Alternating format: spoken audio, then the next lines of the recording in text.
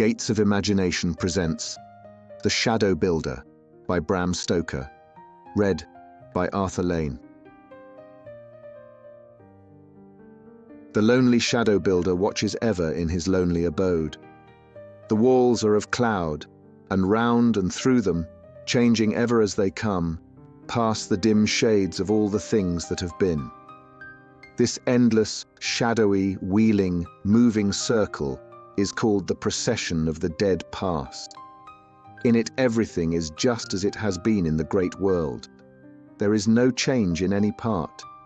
For each moment, as it passes, sends its shade into this dim procession. Here there are moving people and events, cares, thoughts, follies, crimes, joys, sorrows, places, scenes, hopes and fears, and all that make the sum of life with all its lights and shadows. Every picture in nature where shadow dwells, and that is everyone, has here its dim phantom. Here are all pictures that are most fair and most sad to see. The passing gloom over a sunny cornfield, when with the breeze comes the dark sway of the full ears as they bend and rise. The ripple on the glassy surface of a summer sea. The dark expanse that lies beyond and without the broad track of moonlight on the water. The lacework of glare and gloom that flickers over the road as one passes in autumn when the moonlight is falling through the naked branches of overhanging trees. The cool, restful shade under the thick trees in summertime when the sun is flaming down on the haymaker at work. The dark clouds that flit across the moon, hiding her light, which leaps out again hollowly and coldly. The gloom of violet and black that rises on the horizon when rain is near in summertime. The dark recesses and gloomy caverns where the waterfall hurls itself shrieking into the pool below. All these shadow pictures, and 1,000 others that come by night and day, circle in the procession among the things that have been. Here too, every act that any human being does, every thought, good and bad, every wish, every hope, everything that is secret, is pictured and becomes a lasting record which cannot be blotted out. For at any time the shadow builder may summon with his special hand anyone, sleeping or waking, to behold what is pictured of the dead past, in the dim, mysterious distance which encompasses his lonely abode. In this ever-moving procession of the dead past, there is but one place where the circling phantoms are not, and where the cloudy walls are lost. There is here a great blackness, dense and deep, and full of gloom, and behind which lies the great real world without. This blackness is called the Gate of Dread. The procession afar off takes from it its course, and when passing on its way it circles again towards the darkness. The shadowy phantoms melt again into the mysterious gloom. Sometimes the shadow builder passes through the vapory walls of his abode and mingles in the ranks of the procession. And sometimes a figure summoned by the wave of his spectral hand, with silent footfalls stalks out of the mist and pauses beside him. Sometimes, from a sleeping body, the shadow builder summons a dreaming soul. Then for a time, the quick and the dead stand face to face, and men call it a dream of the past. When this happens, friend meets friend or foe meets foe, and over the soul of the dreamer comes a happy memory long vanished, or the troubled agony of remorse. But no spectre passes through the misty wall, save to the shadow builder alone, and no human being, even in a dream, can enter the dimness where the procession moves along. So lives the lonely shadow builder amid his gloom, and his habitation is peopled by a spectral past. His only people are of the past, for though he creates shadows, they dwell not with him. His children go out at once to their homes in the big world, and he knows them no more till, in the fullness of time, they join the procession of the dead past and reach, in turn, the misty walls of his home. For the shadow builder, there is not night nor day, nor season of the year, but forever round his lonely dwelling passes the silent procession of the dead past. Sometimes he sits and muses, with eyes fixed and staring, and seeing nothing. And then out at sea there is a cloudless calm or the black gloom of night. Towards the far north or south, for long months together, he never looks. And then the stillness of the Arctic night reigns alone. When the dreamy eyes again become conscious, the hard silence softens into the sounds of life and light. Sometimes with set frown on his face and a hard look in the eyes, which flash and gleam dark lightnings, the shadow builder sways resolute to his task, and round the world the shadows troop thick and fast. Over the sea sweeps the blackness of the tempest. The dim lights flicker in the cots away upon the lonely moors. And even in the palaces of kings, dark shadows pass and fly and glide over all things. Yea, through the hearts of the kings themselves. For the shadow builder is then dread to look upon. Now and again, with long whiles between, the shadow builder, as he completes his task, lingers over the work as though he loves it. His heart yearns to the children of his will, and he fain would keep even one shadow to be a companion to him in his loneliness. But the voice of the great present is ever ringing in his ears at such times, enjoining him to haste. The giant voice booms out, "Onwards, onwards!" Whilst the words ring in the ears of the shadow builder, the completed shadow fades from beneath his hands, and passing unseen through the gate of dread, mingles in the great world without, in which it is to play its part. When, in the fullness of time, this shadow comes into the ranks of the procession of the dead past, the shadow builder knows it and remembers it, but in his dead heart there is no gleam of loving remembrance, for he can only love the present that slips ever from his grasp. And oh, it is a lonely life which the shadow builder lives, and in the weird, sad, solemn, mysterious, silent gloom which encompasses him, he toils on ever at his lonely task. But sometimes, too, the shadow builder has his joys. Baby shadows spring up, and sunny pictures, alight with sweetness and love, glide from under his touch, and are gone. Before the shadow builder at his task lies a space wherein is neither light nor darkness, neither joy nor gloom. Whatsoever touches it fades away as sand heaps melt before the incoming tide, or like words writ on water. In it all things lose their being and become part of the great is not, and this terrible line of mystery is called the threshold. Whatsoever passes into it disappears, and whatsoever emerges from it is complete as it comes and passes into the great world as a thing to run its course. Before the threshold, the shadow builder himself is as naught, and in its absorbing might there is that which he cannot sway or rule. When at his task he summons, and out of the impalpable nothingness of the threshold there comes the object of his will. Sometimes the shadow bursts full and freshly, and is suddenly lost in the gloom of the gate of dread, and sometimes it grows softly and faintly, getting fuller as it comes, and so melts away into the gloom. The lonely shadow builder is working in his lonely abode. Around him, beyond the vaporous walls, pressing onward as ever, is the circling procession of the dead past. Storm and calm have each been summoned from the threshold, and have gone. And now in this calm, wistful moment the shadow builder pauses at his task, and wishes till, to his lonely longing, wistfulness, the nothingness of the threshold sends an answer. Forth from it grows the shadow of a baby's foot, stepping with tottering gait out towards the world. Then follows the little round body and the big head, and the baby shadow moves onwards, swaying and balancing with uncertain step. Swift behind it come the mother's hands, stretched out in loving helpfulness, lest it should fall. One step, two, it totters and is falling, but the mother's arms are swift, and the gentle hands bear it firmly up. The child turns and toddles again into its mother's arms. Again it strives to walk, and again the mother's watchful hands are ready. This time it needs not the help, But when the race is over, the shadow child turns again lovingly to its mother's breast. Once again it strives, and it walks boldly and firmly. But the mother's hands quiver as they hang by her side, whilst a tear sweeps down the cheek, although that cheek is gladdened by a smile. The baby shadow turns and goes a little way off. Then over the misty nothing on which the shadows fall, flits the flickering shadow of a tiny hand waving.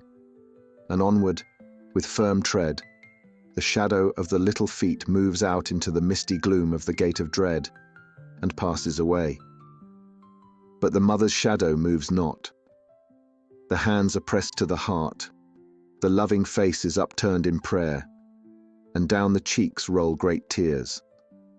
Then her head bows lower as the little feet pass beyond her ken, and lower bends the weeping mother, till she lies prone. Even as he looks, the shadow builder sees the shadows fade away, and the terrible nothingness of the threshold only is there. Then presently, in the procession of the dead, pass circle round the misty walls, the shadows that had been, the mother and the child. Now from out the threshold steps a youth with brave and buoyant tread, and as on the misty veil his shadow falls, the dress and bearing proclaim him a sailor lad. Close to this shadow comes another, the mother's. Older and thinner she is, as if with watching, but still the same. The old loving hands array prettily the knotted kerchief hanging loosely on the open throat, and the boy's hands reach out, take the mother's face between them, and draw it forward for a kiss. The mother's arms fly round her son, and in a close embrace they cling. The mother kisses her boy again and again, and together they stand, as though to part were impossible. Suddenly the boy turns as though he heard a call. The mother clings closer. He seems to remonstrate tenderly, but the loving arms hold tighter, till with gentle force he tears himself away. The mother takes a step forward, and holds out the thin hands trembling in an agony of grief. The boy stops. To one knee he bends, then, dashing away his tears, he waves his cap and hurries on, while once again the mother sinks to her knees and weeps. And so, slowly, once again, the shadows of the mother and the child grown greater in the fullness of time, pass out through the Gate of Dread, and circle among the phantoms in the procession of the dead past, the mother following hard upon the speeding footsteps of her son. In the long pause that follows, whilst the shadow builder watches, all seems changed. Out from the threshold comes a mist, such as hangs sometimes over the surface of a tropic sea. By little and little the mist rolls away, and forth advances, black and great, the prow of a mighty vessel.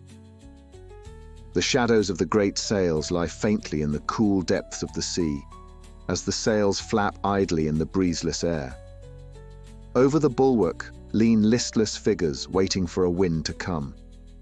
The mist on the sea melts slowly away, and by the dark shadows of men sheltering from the sunny glare and fanning themselves with their broad sailor hats, it is plain that the heat is terrible. Now from far off, behind the ship, comes up over the horizon a black cloud no bigger than a man's hand, but sweeping on with terrible speed. Also, from far away, before her course, rises the edge of a coral reef, scarcely seen above the glassy water, but darkling the depths below. Those on board see neither of these things, for they shelter under their awnings and sigh for cool breezes. Quicker and quicker comes the dark cloud, sweeping faster and faster, and growing blacker and blacker and vaster as it comes. Then those on board seem to know the danger. Hurried shadows fly along the decks. Up the shadows of the ladders hurry shadows of men. The flapping of the great sails ceases, as one by one the willing hands draw them in. But quicker than the hands of men can work sweeps the tempest. Onwards it rushes, and terrible things come close behind. Black darkness, towering waves that break in fury and fly aloft, The spume of the sea swept heavenwards, the great clouds wheeling in fury, and in the center of these flying, whirling, maddening shadows rocks the shadow of the ship. As the black darkness of the heavens encompasses all, the rush of shadowy storms sweeps through the gate of dread. As he waits and looks and sees the cyclone whirling amongst the shadows in the procession of the dead past, the shadow builder, even in his dead heart, feels a weight of pain for the brave sailor boy tossed on the deep, and the anxious mother sitting lonely at home. Again from the threshold passes a shadow, growing deeper as it comes, but very, very faint at first. For here the sun is strong, and there is but little room for shadows on the bare rock, which seems to rise from the glare and the glitter of the sea deeps round. On the lonely rock, a sailor boy stands. Thin and gaunt he is, and his clothing is but a few rags. Sheltering his eyes with his hand, he looks out to sea, where afar off the cloudless sky sinks to meet the burning sea. But no speck over the horizon, no distant glitter of a white sail, gives him a ray of hope. Long, long he peers, till wearied out he sits down on the rock and bows his head as if in despair for a time. As the sea falls, he gathers from the rock the shellfish which has come during the tide. So the day wears on, and the night comes, and in the tropic sky the stars hang like lamps. In the cool silence of the night, the forlorn sailor boy rests, sleeps, and dreams. His dreams are of home, of loving arms stretched out to meet him, of banquets spread, of green fields and waving branches, and the sheltering happiness of his mother's love. For in his sleep, the shadow builder summons his dreaming soul, and shows him all these blessings passing ceaselessly in the procession of the dead past, and so comforts him, lest he should despair and die. Thus wear on many weary days, and the sailor boy lingers on the lonely rock. Afar off, he can just see a hill that seems to rise over the water. One morning, when the blackening sky and the sultry air promise a storm, the distant mountain seems nearer, and he thinks that he will try to reach it by swimming. Whilst he is thus resolving, the storm rushes up over the horizon and sweeps him from the lonely rock. He swims with a bold heart, but just as his strength is done, he is cast by the fury of the storm on a beach of soft sand. The storm passes on its way, and the waves leave him high and dry. He goes inland, where, in a cave in the rock, he finds shelter and sinks to sleep. The shadow builder, as he sees all this happen in the shadows on the clouds, and land and sea, rejoices in his dead heart that the lonely mother perhaps will not wait in vain. So time wears on, and many, many weary days pass. The boy becomes a young man, living in the lonely island. His beard has grown, and he is clothed in a dress of leaves. All day long, save when he's not working to get food to eat, he watches from the mountaintop for a ship to come. As he stands looking out over the sea, the sun casts his shadow down the hillside, so that at evening, as it sinks low in the waters, the shadow of the lonely sailor grows longer and longer, till at the last it makes a dark streak down the hillside, even to the water's edge. The lonely man's heart grows heavier and heavier as he waits and watches, whilst the weary time passes, and the countless days and nights come and go. Time comes when he begins to get feebler and feebler. At last he grows sick to death, and lingers long a-dying. Then these shadows pass away. Out from the threshold grows the shadow of an old woman, thin and worn, sitting in a lonely cottage on a jutting cliff. In the window, a lamp burns in the night-time to welcome the lost one should he ever return, and to guide him to his mother's home. By the lamp the mother watches, till, wearied out, she sinks to sleep. As she sleeps, the shadow builder summons her sleeping soul with the wave of his spectral hand. She stands beside him in the lonely abode, whilst round them through the misty walls passes onward the procession of the dead past. As she looks, the shadow builder lifts his spectral hand to point to the vision of her son. But the mother's eyes are quicker than even the spectral hand that evokes all the shadows of the rushing storm, and ere the hand is raised, she sees her son among the shadows of the past. The mother's heart is filled with unspeakable joy as she sees him alive and hale, although a prisoner amongst the tropic seas. But alas, she knows not that in the dim procession pass only the things that have been, and that although in the past the lonely sailor lived, in the present, even at the moment, he may be dying or dead. The mother stretches out her arms to her boy, but even as she does, her sleeping soul loses sight of the dim procession and vanishes from the shadow builder's lonely abode. For when she knows that her boy is alive, there follows a great pain that he is lonely and waits and watches for help, and the quick heart of the mother is overcome with grief, and she wakes with a bitter cry. Then, as she rises and looks past the dying lamp, out into the dawn, the mother feels that she has seen a vision of her son in sleep, and that he lives and waits for help, and her heart glows with a great resolve. Quickly then from the threshold float many shadows, a lonely mother speeding with flying feet to a distant city, grave men refusing but not unkindly, a kneeling woman making an appeal with uplifted hands, hard men spurning a praying mother from their doors, a wild rabble of bad and thoughtless boys and girls hounding through the streets a hurrying woman, a shadow of pain on a mother's heart, the upcoming of a black cloud of despair, but which hangs far off, for it cannot advance into the bright sunlight of the mother's resolve. Weary days with their own myriad shadows, lonely nights, black want, cold, hunger and pain, and through all these darkening shadows, the swift-moving shadow of the mother's flying feet. A long, long line of such pictures come ever anigh in the procession, till the dead heart of the shadow builder grows icy, and his burning eyes look out savagely on all who give pain and trial to the mother's faithful heart. And so all these shadows float out into a black mist, and are lost in the gloom of the gate of dread. Another shadow grows out of the mist.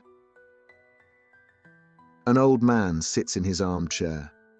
The firelight flickering throws his image, quaintly dancing, on the wall of the room. He is old, for the great shoulders are bowed, and the grand, strong face is lined with years. There is another shadow in the room. It is the mother's. She is standing by the table and is telling her story. Her thin hands point away, where in the distance she knows her son is a prisoner in the lonely seas. The old man rises. The enthusiasm of the mother's heart has touched him, and back to his memory rush the old love and energy and valor of his youth.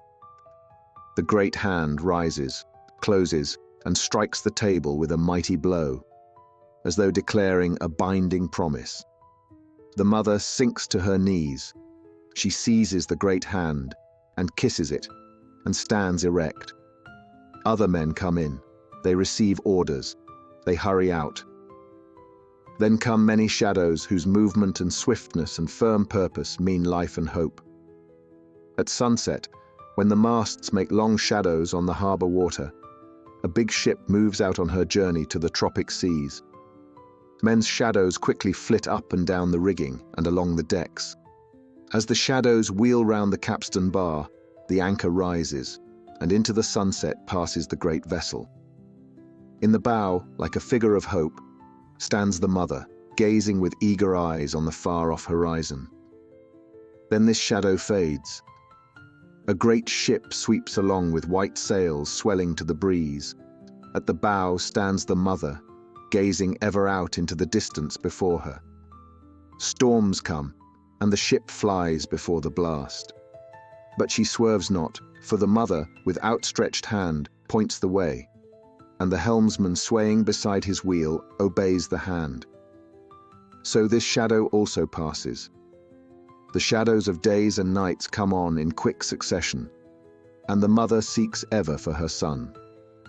So the records of the prosperous journey melt into a faint, dim, misty shadow through which one figure alone stands clear. The watching mother at the vessel's prow.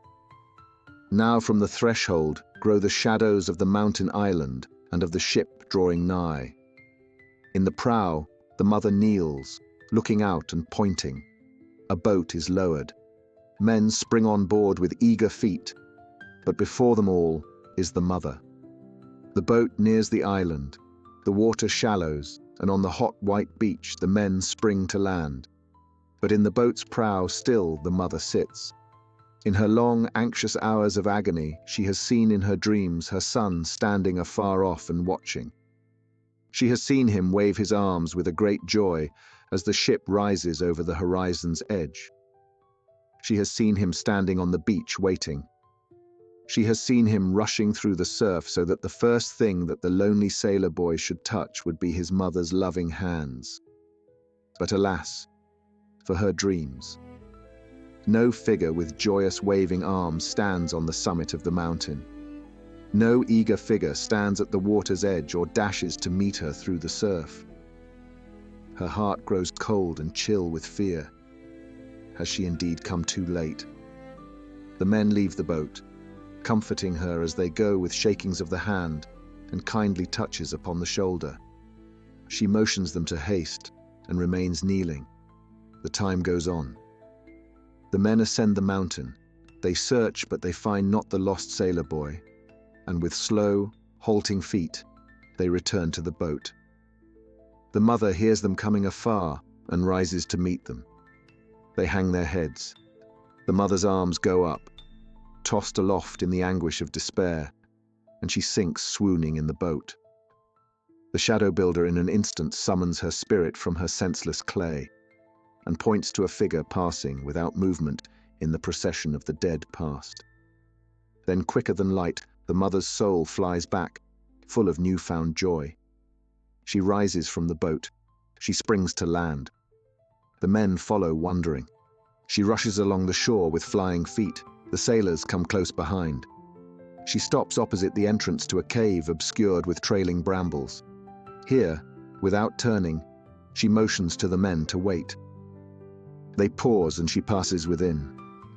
For a few moments grim darkness pours from the threshold, and then one sad, sad vision grows and passes. A dim, dark cave, a worn man lying prone, and a mother in anguish bending over the cold clay. On the icy breast she lays her hand, but alas, she cannot feel the beat of the heart she loves. With a wild, heart-stricken gesture, she flings herself upon the body of her son and holds it close, close, as though the clasp of a mother were stronger than the grasp of death. The dead heart of the shadow